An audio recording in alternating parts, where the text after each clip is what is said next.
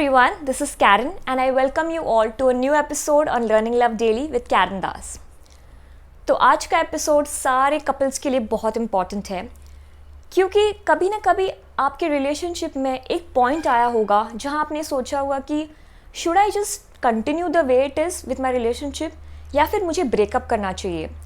क्योंकि रिसेंटली मेरी फ्रेंड ने मुझसे बात की थी और उन्होंने मुझसे कहा कि वो तंग आ चुकी थी रिलेशनशिप से, वो अपने पार्टनर से तंग आ चुकी थी।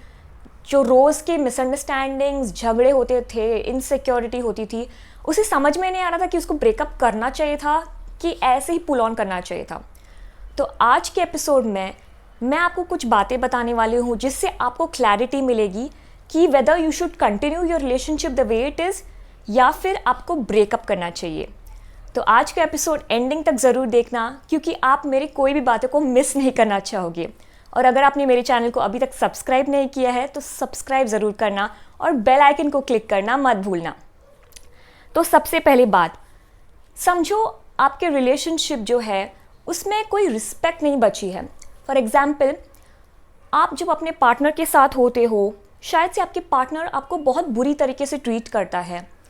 मे बी जब आप दोनों पब्लिक में हो, वो आपको हमेशा आपके साथ झगड़ा करता है, आपको गंदी गंदी चीज़ें बोलता है, आपको सबके सामने पब्लिक में आपको मतलब गंदी चीज़ें बोलता ही नहीं है लेकिन आपको डांटता भी है, आपको हमेशा ना मिसट्रीट करता रहता है। एंड शायद से आप हमेशा झेलते रहते हो उस बात को, लेकिन इंटरनली ये चीज़ आपको डिस्ट्रॉय करने वाली है।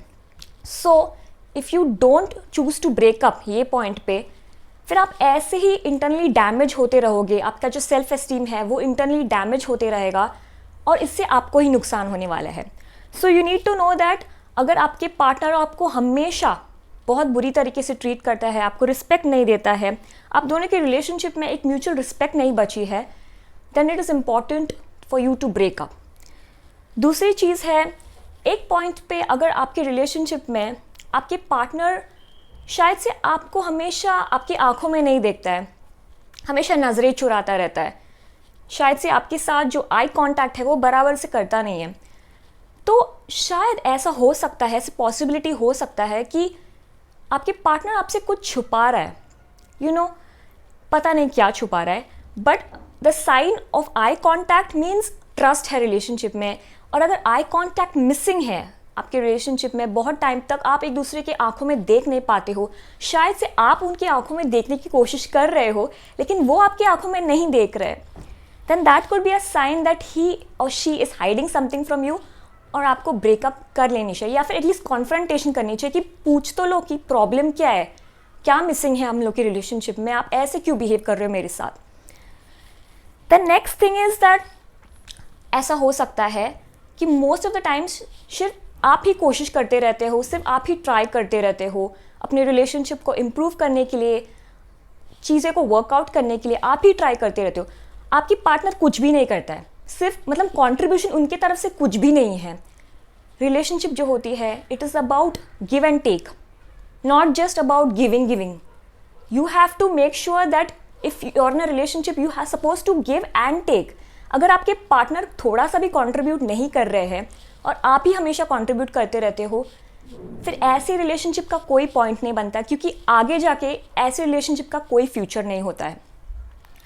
The next thing is that let's say for example, हमेशा रिलेशनशिप में एक पॉइंट पे जो स्टार्टिंग होती है, शुरुआत होती है रिलेशनशिप पे, आप एक दूसरे की कुछ चीज़ें पसंद करते हो। फॉर एग्जाम्पल, आपके इनोसेंस जो है शायद से आपके पार्टनर को अच्छा लगता था पहले, लेकिन एक पॉइंट आ चुकी है अभी कि आपके पार्टनर को वो सेम क्वालिटी जो पहले पसंद करता था अभी पसंद नहीं करता है।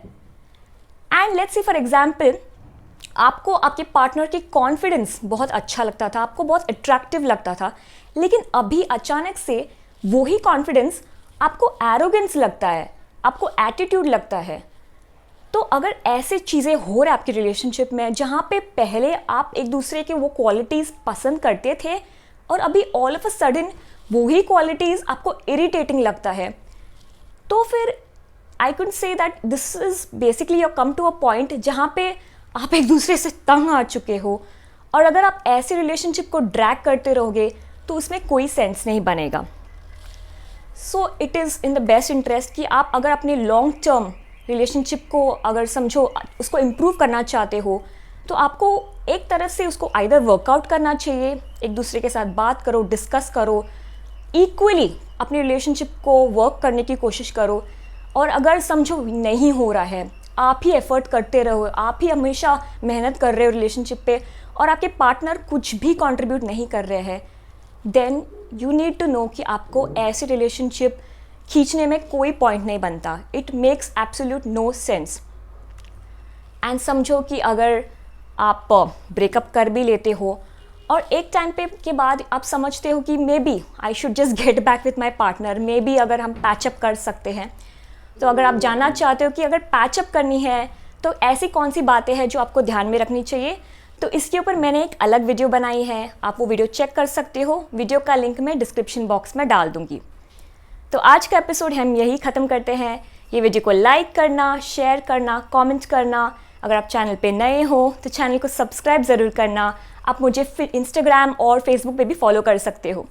ओके देन, मिलते हैं बहुत जल्दी एक नए वीडियो के साथ, only on learning love daily with Karan Das. Bye.